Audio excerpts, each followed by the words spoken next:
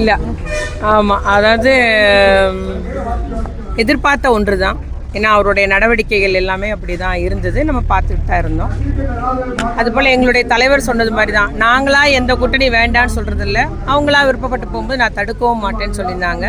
இனி நம்முடைய எங்களுடைய செயல் வீரர்லாம் எங்களுடைய கழக தலைவர்கிட்ட நம்ம தனித்து நிற்கணும், எங்களுக்கெல்லாம் வாய்ப்பு கொடுங்கன்ற மாதிரி ஒரு கோரிக்கையை வச்சுருக்கிறாங்க. நிச்சயமாக இன்னும் மென்மேலும் திராவிட முன்னேற்ற கழகம் பலப்படும். அதற்கேற்றாற் போல் எல்லா செயல் வீரர்களும் வேகத்தோடு பணியாற்றுவார்கள். இதுதான் நிலைமை. வடக்கு மாவட்டம்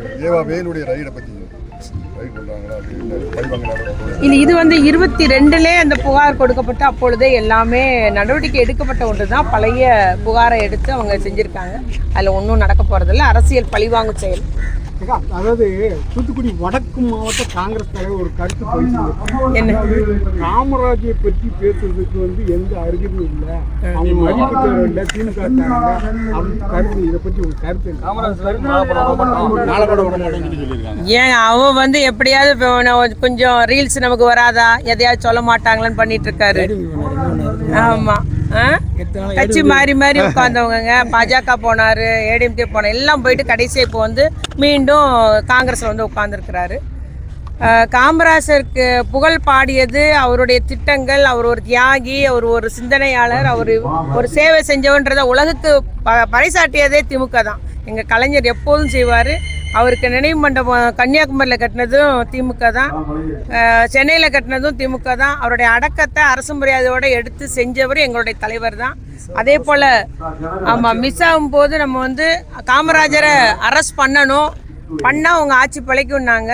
ஆனால் நம்முடைய கலைஞர் நான் செய்ய மாட்டேன், ஒரு காலம் காமராஜரை அரெஸ்ட் பண்ண மாட்டேன்னு சொன்னார். அன்னைக்கு ஆட்சியே இழந்தோம் சொல்லப்போனால். அந்த அளவுக்கு பச்சை தமிழர் காமராஜருக்கு ஒரு ஆதரவாக இருந்தவர் எங்களுடைய கலைஞர், அண்ணா, திமுகன்னு சொன்னால் அதை யாரும் மறுக்க முடியாது. இவங்களுக்குள்ள வரலாறு படிச்சுட்டு வர சொல்லும். அதே போல கல்வி வளர்ச்சி நாளாக ஜூலை 15 அறிவித்து ஜெயலலிதா ஆட்சிக்கு வரும், அது முடியாதுன்னு சொல்லி மீண்டும் ஆட்சிக்கு வரும், சட்டமாக்குனாங்க. இன்னைக்கு வரைக்கும் ஜூலை 15 எல்லா இடங்களிலும் கல்வி வளர்ச்சி நாள விழா எடுக்கப்படுகிறது, அவர் புகழ் பாடப்படுகிறது. அந்த அளவுக்கு ஒரு நிலையை உருவாக்கியது தான் திராவிட முன்னேற்ற கழகம். அவர் வரலாறு தெரியாம பேசுறாரு.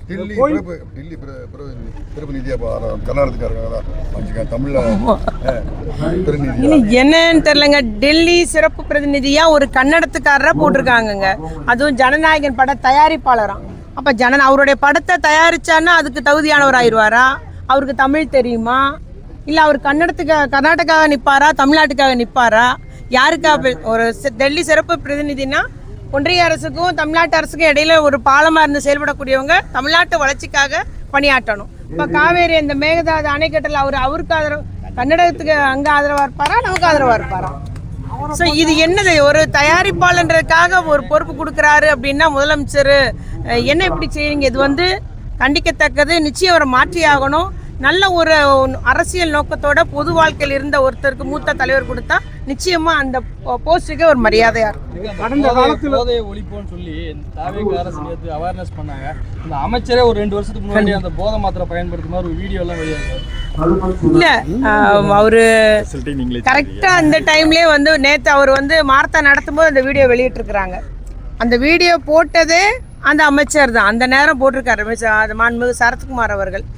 அது எந்த போட்டிருக்காருன்னா, ஒரு தில்லான செயலை செய்கிறோம் பாருன்ற ஒரு தக் லைஃப்ன்ற ஒரு ஹெட்டிங்கில் அந்த வீடியோ போட்டிருக்காரு. நான் என்ன சொல்கிறேன், செஞ்சு காமிக்க சொல்லுங்கள். இதே மொபைலை வச்சு பிள்ளைக்கு மாத்திரையே அதே ஏடிஎம் கார்டு வச்சு நொறுக்கி காமிக்க சொல்லுங்கள், உண்மை தெரியும்.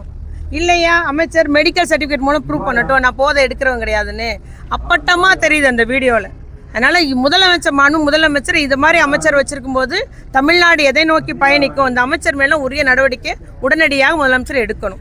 கடந்த காலத்தில் திமுக அனைத்து துறையும், அதாவது பொருளாதாரத்தில் இந்தியாவில் தமிழகம் தான் முதலிடம் சொல்லி கருத்துக்கள் போயிட்டு இருந்தேன். ஆனால் இன்னைக்கு தாவேக அரசு அனைத்து துறைகளுமே திமுக ஆட்சியிலிருந்து பொருளாதாரம் மற்றும் பின்தங்கி தன் கருத்தை போய் செஞ்சிருக்க. இதை பற்றி உங்க கருத்து ஏங்க? அவரு போயிட்டு வந்தார் இல்லைங்க, நம்ம பிரதம மந்திரி மீட்டிங் போயிட்டு வந்தார்ல, நிதி ஆயோக் கூட்டத்துக்கு போயிட்டு வந்தார்ல, இதே தானே வாசிச்சாரு.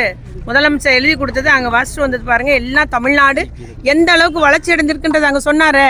அதனால உள்ளொண்டு புறமொண்டும் இன்னைக்கு ஒன்று நாளைக்கு ஒன்று அவர் பேசுறாரு. ஆனால் உண்மை 5 வருஷத்துல நம்ம கொரோனால 0ல இருந்த பொருளாதார வளர்ச்சி 11.19 இரட்டை இலக்க வளர்ச்சி. இந்தியாவிலேயே நம்ம மாநிலத்தில் அவ்வளோ வளர்ச்சி, கல்வியிலே வளர்ச்சி, தொழிலில் வளர்ச்சி, எல்லாம் பொருளாதார வளர்ச்சி, தனிநபர் வருமான வளர்ச்சி, பெரிய ஒரு வளர்ச்சி ஏற்பட்டது உண்மை. அதை யாரும் மறுக்க முடியாது. அது ரெக்கார்டை நமக்கு தரவுகள் சரியாக பேசும்.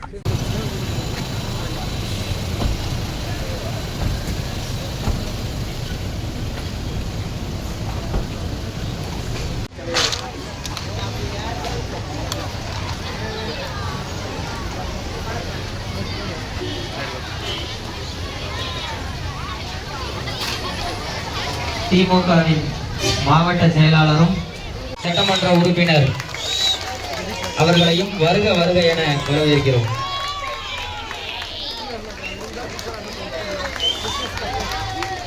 நமது விழாவிற்கு வருகை தந்திருக்கும்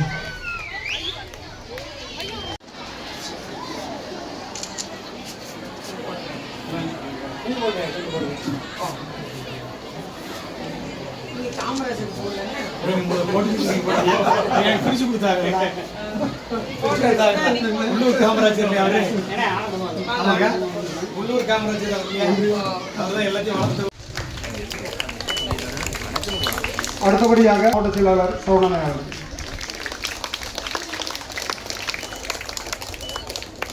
ஜீவன் அவர்களை வருக வருகை என வரவேற்கிறேன்.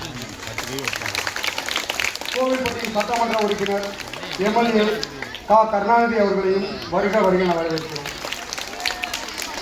கோவில்பட்டி நகர செயலாளர் சுரேஷ் அவர்களையும் வருக வருகை என வரவேற்கிறோம். இந்த அருமையான நிகழ்ச்சியில் நாடார் மகாஜன சங்கம் சார்பில் வருகைப்படுத்தியிருக்கும் மதன் எம் சுப்பிரமணியம் அவர்களை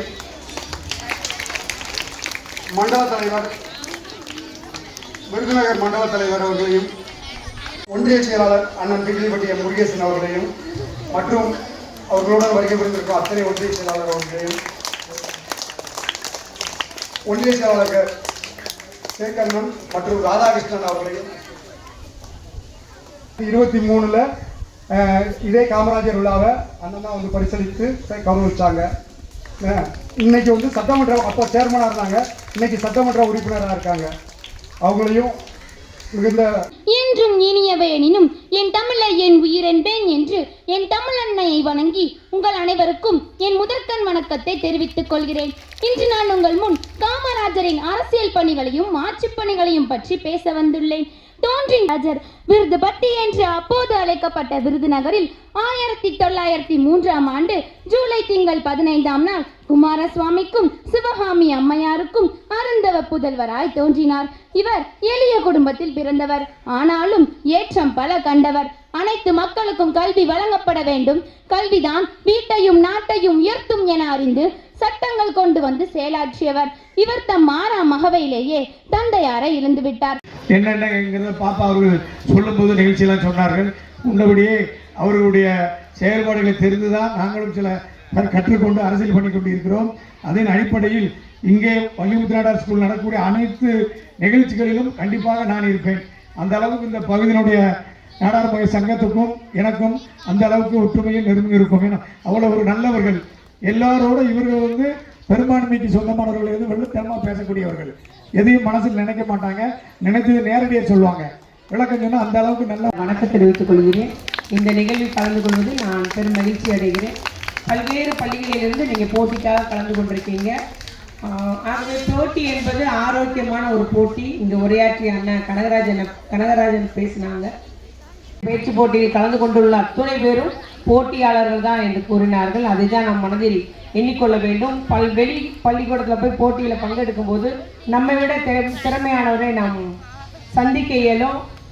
என்னோட அவங்க இப்படி பேசுகிறாங்களே, இது நல்லா இருக்கே, நீங்கள் நீங்களே மாற்றிக்கொள்ள முடியும். நிறைய அரிய கருத்து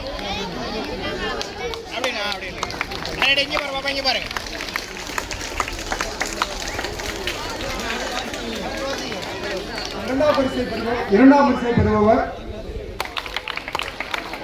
7th ஸ்டாண்டர்ட்.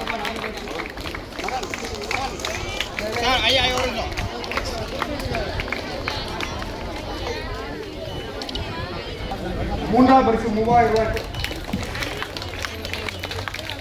NMS கல்வி திருவிழா 9-10